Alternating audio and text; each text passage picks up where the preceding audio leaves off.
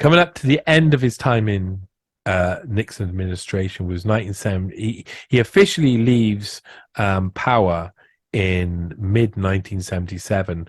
He's like I might have said to you off camera earlier or on camera, I can't remember, I'll say it again. He was allowed to stay on to finish covering up the Watergate investigation, to finish signing off the Watergate investigation. He asked for special permission to remain on under the Jimmy Carter administration, so he became a special advisor during 1977 to do that.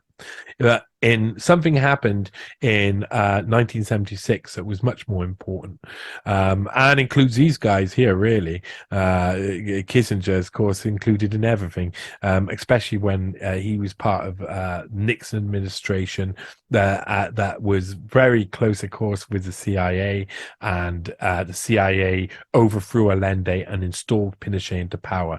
That led to a number of things happening that we'll look at here.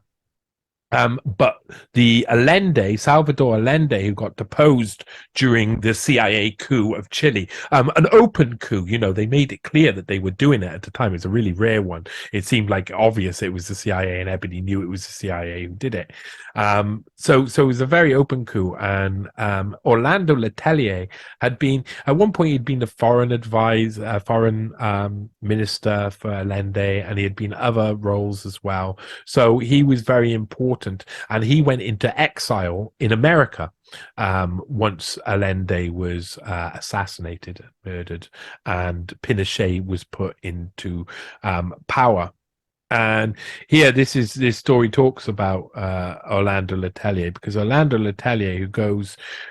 let's read it. Orlando Letelier was the Chilean ambassador to the United States and the Minister of Foreign Affairs under President Salvador Allende. After the 1973 coup, Letelier moved to Washington, D.C. and became senior fellow at the Institute of Policy Studies. He was assassinated in Washington, D.C.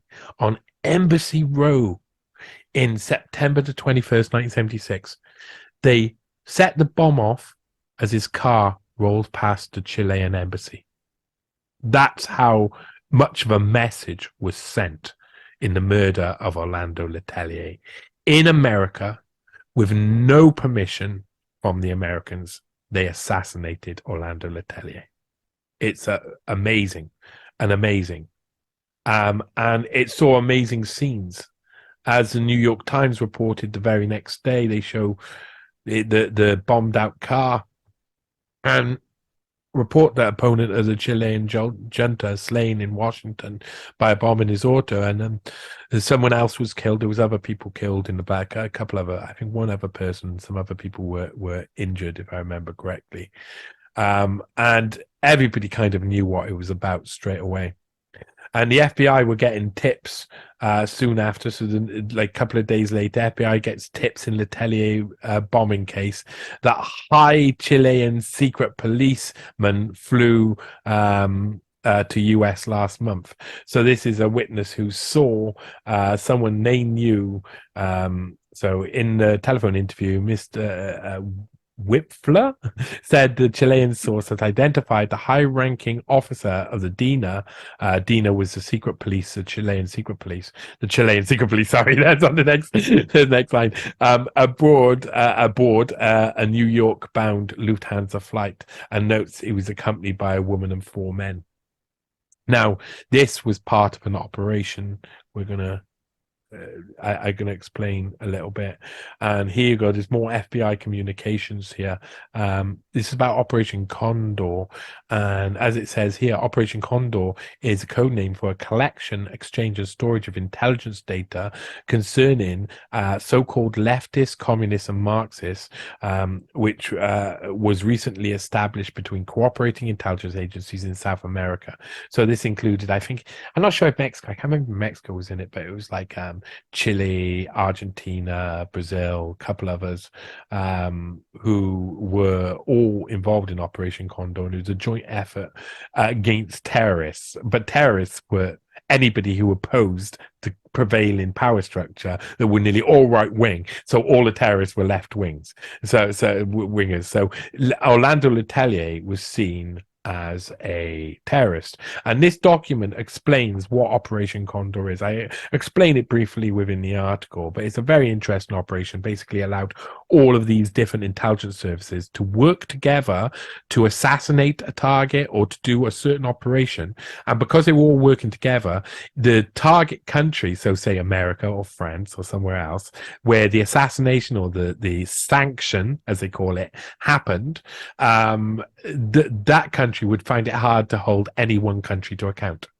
So they couldn't say, "Oh, Chile did this. It wasn't the intelligence. It was because it was one of these and one of these and one of these and one of these," and it made it so muddy that no one wanted to bother. And that was proven through the murder of Orlando Letelier in Washington. That's exactly what happened. The Americans basically helped cover it up and helped hide it and helped keep it down for long enough. Guess who was head of doing such things? I think you can imagine. Stan the man. Mr. Stand Up Man. Well, not necessarily for coming up, but we'll talk about that very like I say, we're coming to the end of this presentation here, so we'll get a chance to talk about some things. And thanks to everybody for sitting through it. I know it's a long one. Here we have a part of that document I was reading. It's really important thing to understand. Operation Condor had 3 phases. The third, and I'm quoting from the article now, or from the document, a third and most secret phase of the Operation Condor involves the formation of special teams from member countries who are to travel anywhere in the world to non-member countries to carry out sanctions up to assassination against terrorists or supporters of terrorist organizations from Operation Condor member countries. For example, should a terrorist or a supporter of a terrorist organization from a member country of Operation Condor be located in a European country, a special team from Operation Condor would be dispatched to locate and surveil a target. When the location and surveillance operation has terminated, the second team from Operation Condor would be dispatched to carry out the actual sanction against the target. Special teams would be issued false documentation from member countries of Operation Condor and may be composed exclusively of individuals from one member nation of Operation Condor, or may be composed of a mixed group from various Operation Condor member nations. So they love saying Operation Condor. They do. It's very important that they say it as well, because they already know what's going on here. The FBI and the CIA already knew about Operation Condor, and it suited what they needed to do.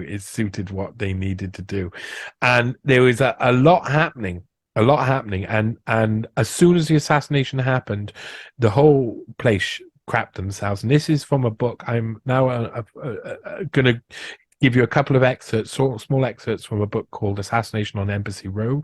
One of the most important, but John Dingus, I think his name is. I don't want to call him Dingus, but I mean, I think that's his name. But this is really interesting. This is about the assassination of Orlando Letelier. And you will see Pottinger's name come up in this, because, of course, Pottinger plays an extremely important role, as his role merges slowly from government into intelligence. He starts to be more and more linked with intelligence during the end of his terms in administrations of the presidents, Nixon and Ford, respectively. And this line is pretty interesting. Eugene Proper was put in charge of the investigation of Orlando Letelier. And on chapter 9 of Assassination on Embassy Row, it explains Eugene Proper looking for the information about Operation Condor. And it says, by mid-afternoon, Proper began to realize that the murders had international overtones and the FBI would be involved, because Letelier, former Chilean ambassador, came under special federal statute protecting diplomatic personnel. As he called professionals and friends in the government agencies around Washington and read reports as they came in, a bewildering cacophony of buzzwords began to engulf him. Communists, Allende, Marxist government, CIA role, military coup, concentration camps, torture, human rights, DINA, friendly intelligence services, IPS, left-wing think tank, comp simps, political assassination. This is that quote there. I think is really important to understand, because loads of people who were within government in some way had zero clue about what was really going on at this point because there were so many operations run by intelligence services all over the place, not only in America, all over the world, and no one knew who was really behind them. So a lot of this, when they'd have to investigate, they'd be finding out for the first time. And what's really The word interesting, friendly didn't really fit there, did it? It hey, was like concentration camps. Friendly. But human wow. rights. Friendly. Yeah, yeah. But you get a feeling that's what they want to say. I'm on the strawberry milk. We're coming right near the end. This is the last bit I want to show you here. This is the last thing, and this is how Stanley Pottinger got involved. You see, Stanley Pottinger, he's still in his last year of government here, just finalizing covering up the Watergate break-ins, which will also be kind of skirted over in the next episode because he gets away with a lot, does Stanley Pottinger. But here he's called in by Eugene Proper when Eugene Proper is doing his investigation of the assassination of Orlando Letelier, and an opportunity shows itself. A big opportunity shows itself. And so I'm going to read this excerpt. I hope it's got enough. That this is, again, from Assassination on Embassy Row. On October the 4th, J. Stanley Pottinger, Assistant Attorney General for Civil Rights, and Eugene Proper met with CIA Director George Bush and CIA General Counsel Anthony Lapham to hammer out a solution to the problem of CIA cooperation. Bush said the agency was willing to help if Pottinger and Proper could solve his problem about the executive order banning domestic intelligence gathering. In the course of their discussion of developments in the case, the subject to Scherer's discovery of Operation Condor came up. Bush said that if Attorney General Levy would write him a letter requesting that the CIA initiate an investigation of Operation Condor, they would have a solution to the quandary about CIA cooperation. The existence of international hit squad with the capability of operating in the United States turf, he said, was definitely a serious matter of national security within the realm of the CIA's mandate. He foresaw no legal problem in turning over the FBI, the byproducts of such CIA effort.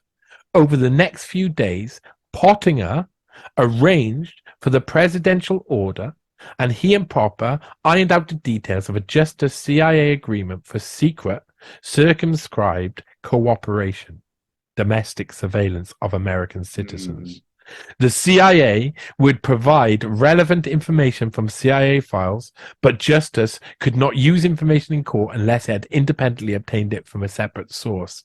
In case the outcome of the investigation turned on a particular piece of CIA information or a CIA witness, the decision to use the information would be made by the president. And I tell you what, did they succeed? Did they succeed? Did they succeed? So what happened then? Well, J. Stanley Pottinger went and got the authorization for George Bush's CIA as head of the CIA, his friend, who you'll discover that they have lots of links, including within the Republican Party, and will include Stanley Pottinger making sure, being central in a coup that allows, a political coup that allows his friend George H.W. Bush to become vice president of the USA. And that's J. Stanley Pottinger's direct actions to create the October surprise, which turns the American election in 1980 towards Reagan and Bush, and means that his friend and the head of the CIA now sits in the second highest office, basically controlling a puppet like Reagan, who's pressurized on all sides by these people.